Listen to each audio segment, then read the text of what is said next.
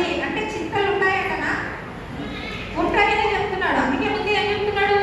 దేనికి గురించి చింతపడకుడి.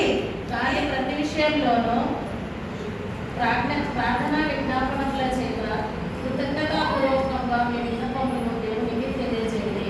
దేనిని చింతించకూడదు. కానీ అంటే మీకు చింతించే విషయాలు ఉంటాయి, కానీ దేనిని చింతించకండి.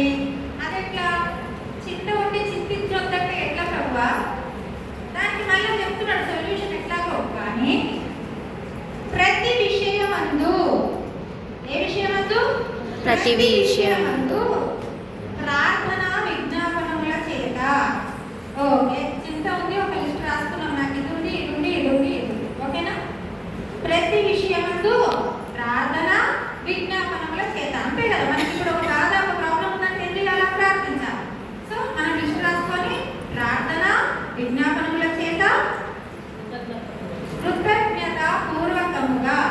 కృతజ్ఞత అంటే ఇంగ్లీష్లో థ్యాంక్స్. అరే చింత ఉంటే ఎవరైనా థ్యాంక్స్ చెప్తారా? చింత ఉంది, బాధ ఉంది, కష్టం ఉంది ప్రభువా అంటే కృతజ్ఞత పూర్వకముగా. ఇది ఎట్లా సాధ్యం చెప్పండి? బైబిల్లో అంతా అలాగే ఉంటుందండి.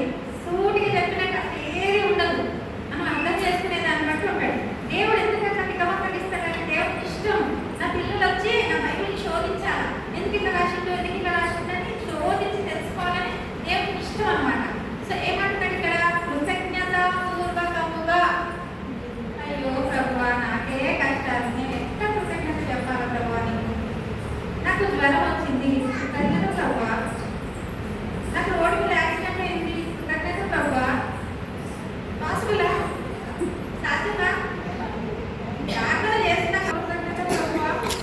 పొద్దున్న లేక బియ్యంపై కట్టాల ప్రభువా, కృతజ్ఞత ప్రభువా. సాధ్యమా? సాధ్యం కాదా? సాధ్యమే. ఎట్లాగో చూద్దాం అది కూడా. కృతజ్ఞత పూర్వకంగా మీ విన్నపములు దేవునికి తెలియజేయుడి అని చెప్తున్నాడు అనమాట. అప్పుడు ఏమవుతుందంట?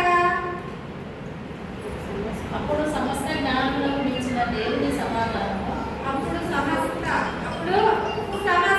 జ్ఞానములకు మించిన దేవుని సమాధానము. ఈ లైన్ మనం ప్రతి వారం వింటామా? వినాం. అవునా?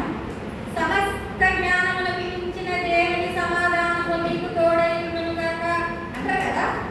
ఏంటి ప్రభువా, నేనేమో నా కష్టాలు చెప్పితో మీ దగ్గరకు వచ్చి ప్రేయర్ చేద్దామంటే ఫస్ట్ ఏమో కృతజ్ఞతాపూర్వకంగా అన్నావు, ఇప్పుడేమో సమస్త జ్ఞానం మించిన దేవుని సమాధానం అంటున్నావు. నాకు నా ప్రాబ్లంకి సొల్యూషన్ కావాలంటే ఏం చెప్తున్నావు ప్రభువా? తర్వాత మీ హృదయములను మీ తలంపులను కావలి ఉండును. సమాధానం. ఓకే అంటే మనం బాధలలో ఉంటే కూడా సమాధానం ఉంటుంది. ఓకే, బాగుంది. మీ హృదయములను మీ తలంపులకు కావలి ఉంటున్నా. అసలు అన్నదానికి, చెప్పిన దానికి, ఎండగడానికి ఏమైనా కొత్త ఉందా?